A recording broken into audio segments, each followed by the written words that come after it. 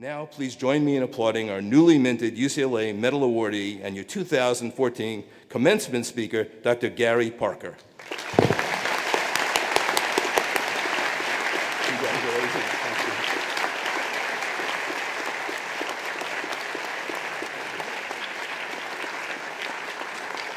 Perfect. Thank you. Thank you. Thank you, Chancellor Block. In Africa, there's a proverb that says that it takes a village to raise a child.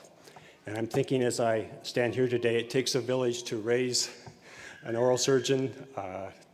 It takes a village here at UCLA. It takes a village in my family that supported me. And it takes a village on a ship of 400 people from 35 nations. Someone makes the electricity, someone cooks the food, someone takes care of the children in the schools. It's a village. And so in receiving this honor, I want to recognize the villages that have invested in me. It's a great honor. Thank you.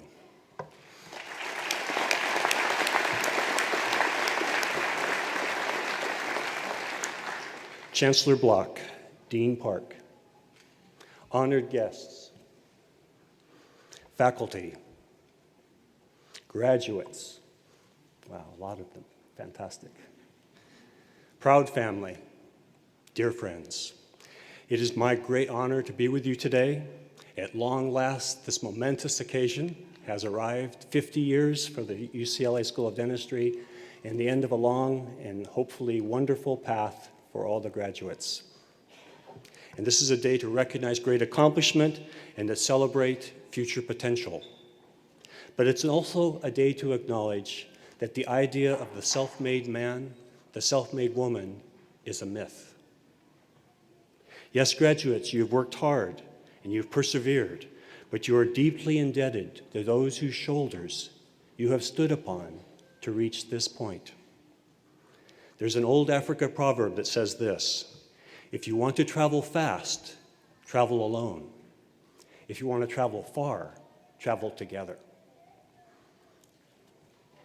On this platform and in this auditorium are many who have traveled with you on this long journey and have brought you to this moment. And so it's fitting to acknowledge the people whose shoulders bear our footprints, family and friends, faculty and staff of the School of Dentistry of this great university. Neither these graduates nor I would be here this morning if it was not for you.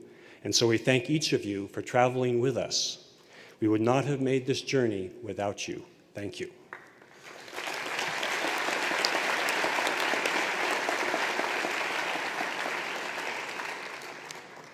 Certainly, graduates, your tenacity and your hard work have been crucial to your achievement, but also you have received a gift.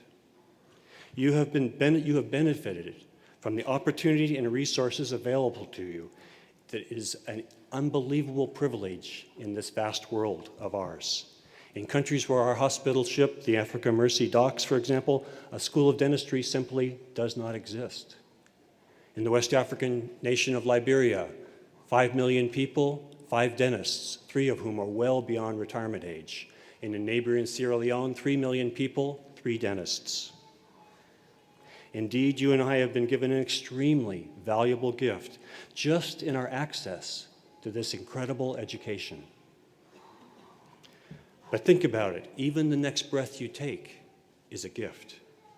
You didn't earn it, you didn't work for it, your breath, your life's energy, it's just offered to you.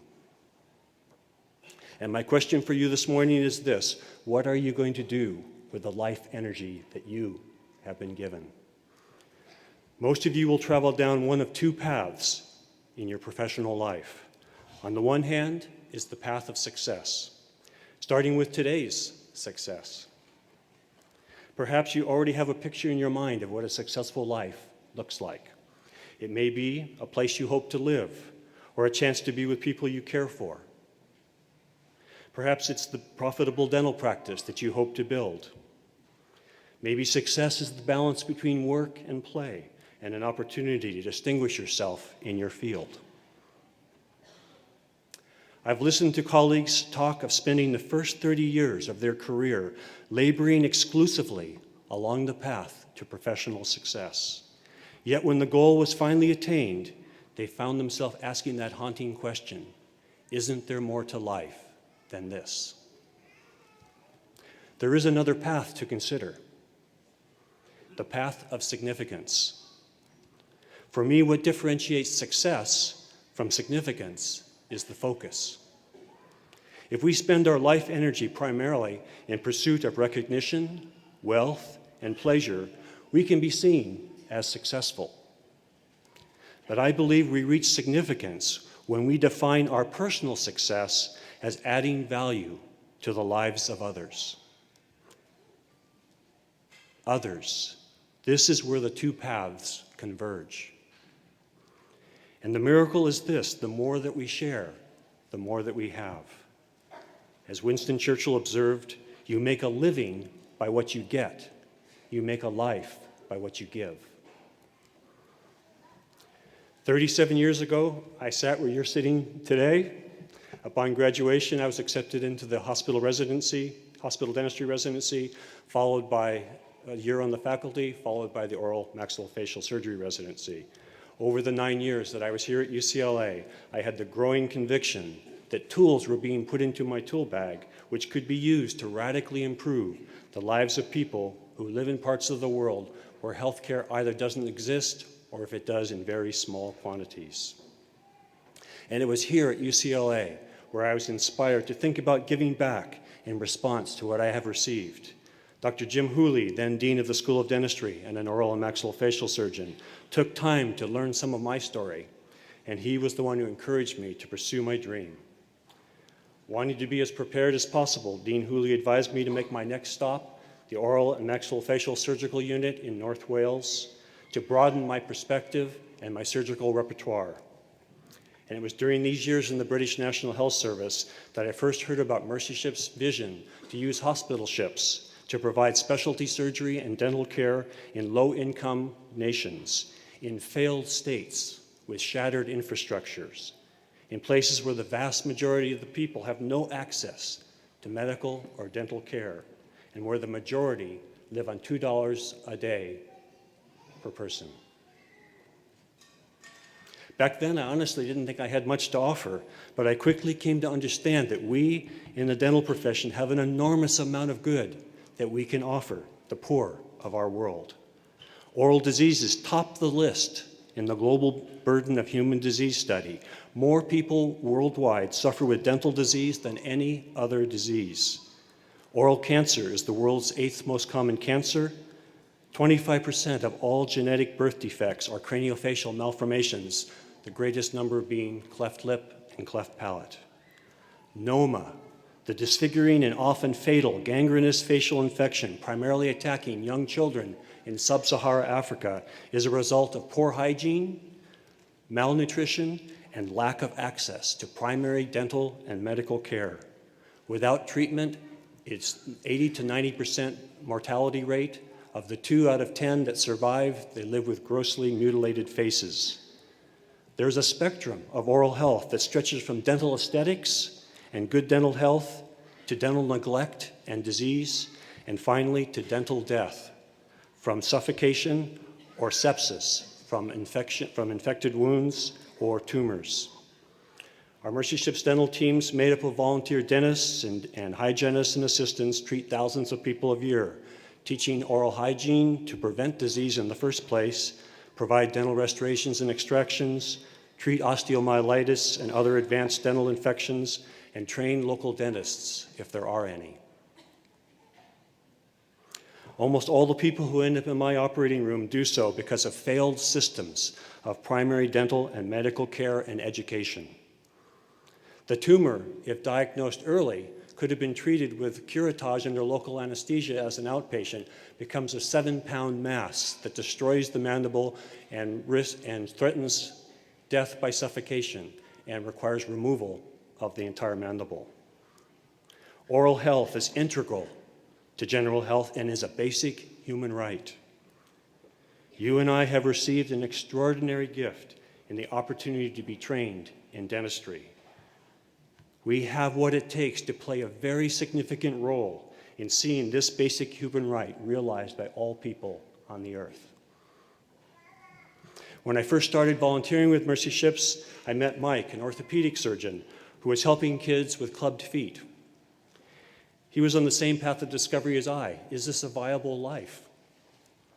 Mike told me that one of the reasons he was on the ship was a lesson learned from his dad, a hugely successful ophthalmologist who earned $6 million a year. He said that despite his vast income, his dad didn't feel prepared to face some devastating future what if. Mike learned early that there's never going to be enough. And so he deliberately settled upon a reasonable yearly figure and decided he would not use his life energy to pursue more than this. This was a major step forward in significance for Mike. For the past almost 3 decades, he spends the ski season in Colorado mending injured skiers who provide him with a very successful surgical practice.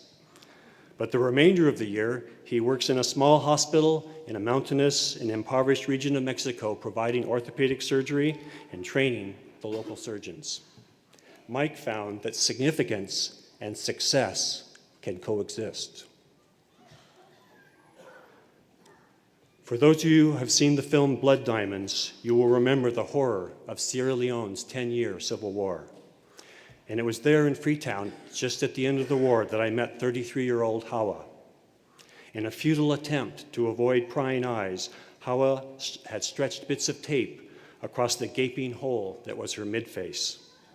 She told me that when she was 5, after barely surviving a measles epidemic which killed thousands of other children, that a small infection had begun just around her upper teeth. It spread rapidly, and in just 1 week, her entire midface was destroyed by the aggressive gangrenous infection, noma.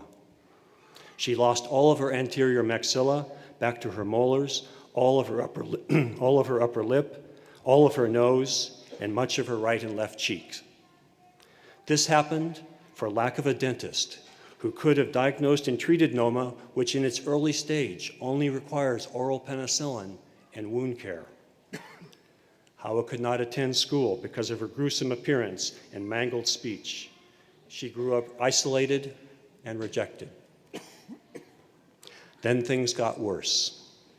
During the war, rebel soldiers attacked her village, killing or mutilating all they could find. Hawa fled into the jungle where she survived for 3 years by digging up bush yams and ground nuts. When she encountered other refugees in the jungle, they would taunt and turn her away.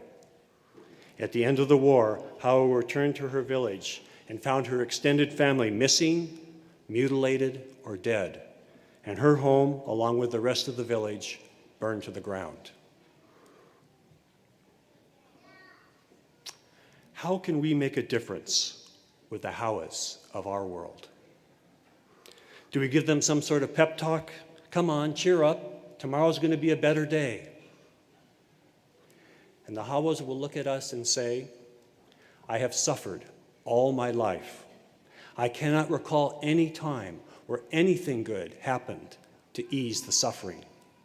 What in my life's experience gives me any reason at all to believe that tomorrow is going to be a better day? For hope to be credible in the future, it needs to be tangible in the present, writes Ambassador Robert Seipel. If something tangible can happen in the present that restores Hawa's face, if a child has his cleft lip repaired, if someone with severe dental pain gets relief, if a woman with total ankylosis of her mandible that hasn't opened her mouth 1 millimeter for 20 years gets her mouth opened again, then hope becomes tangible in the present, and it overcomes the hopelessness which binds people in abject poverty. Hope is essential for breaking cycles of poverty. Will you use some of your life's energy to plant such seeds of hope? Hawa spent over 2 months with us on board. We closed the hole created by the loss of her maxilla. We reconstructed a new nose, new upper lip, and cheeks. And we lavished Hawa with acceptance. She became a member of our ship family. As she prepared to return to her village, Hawa said this, "I've never seen so much care and concern. Now I know what it feels like to belong. I never knew that before. Now I do. And I want my story to be told so that people like me, who were treated as worthless, will know that they are important too." In a message to our ship's crew, Archbishop Desmond Tutu said this, "Your ordinary acts of love and hope point to the extraordinary promise that every human life is of immeasurable value." There's an idea in our world, and it's at the root of everything wrong. And the idea is this, that there just might be lives out there that matter less than other lives. Kwanam, a middle-aged woman from a remote village in the north of Togo in West Africa, made a very long journey to the port city of Lomé, where she had heard there was a ship offering free surgery. Amongst the thousands waiting to be examined, Kwanam was well away from everyone else and in a failed attempt to hide the fierce stench of chronic infected tissue. Keloid tumors the size of softballs hung from her neck, but this was just the beginning. Flies were swarming around the rag that she used to cover her head. As she removed the cloth, I saw a massive infected keloid tumor almost as large as her head, invading her posterior scalp. It was covered with a plastic bag to try to contain the pus and the smell. We were able to help Kwanam by removing just under 10 pounds of tumor. And this tumor was what it was that isolated her and defined her for so many years. While recovering in our hospital, Kwanam told of the fearful thoughts that had consumed her as she sat alone on that day when we first met her. As our other prospective patients inched further and further away from her, she couldn't help but think, "I must get away from here. I will never get help. Look how people are avoiding me." Kwanam had just decided to slip quietly away, the shame too great to bear, when one of our crew members approached. And although this crew member's nose was sending them a strong signal, "Move away," her belief in Kwanam's right to look human won the day, and she moved in. And so she reached out and placed her hand on Kwanam's shoulder and said, "Don't worry, you'll soon be seen and we will help. You are the reason that we're here." It was that simple touch that changed everything for Kwanam. Up to that moment, she said, I had not been touched by another human being for 10 years. A smile, a touch that recognized her fellow humanity replaced Kwanam's fear with hope. As she gathered the courage to move forward from there to the surgery that she so desperately needed. And you might be thinking this morning, I don't think I have what it takes to do this. Well, probably that young woman who comforted Kwanam felt the same way, but she did two important things. First, she showed up. And second, she reached out. And these two simple acts was what made the difference. Like Kwanam, there are people who need us to show up and reach out. Places like Africa, but also there are people right here at home in our communities that need our help. A life of significance is not tied to a specific geographic location, for it is in the end a posture of the heart. The resources and skills we have are extraordinary. And so I ask one final time, what will you do with the energy that's been entrusted to you? I can tell you that the next 37 years of your life are going to pass with astonishing speed. Perhaps 3.5 decades from now, you will be standing here on this stage or some stage with the privilege of telling the stories of the people you've met and the lives that are linked with your own. If that's so, you will be humbled, as I am today, at the significance that came from showing up and reaching out. You will marvel at how far you have traveled and the gift of your profession that adds value to the lives of others. Class of 2014, may you achieve great significance in your professional lives. May there be a place in your heart for the poor and the marginalized of our world. With your new profession, may you make a life and not just a living. Thank you.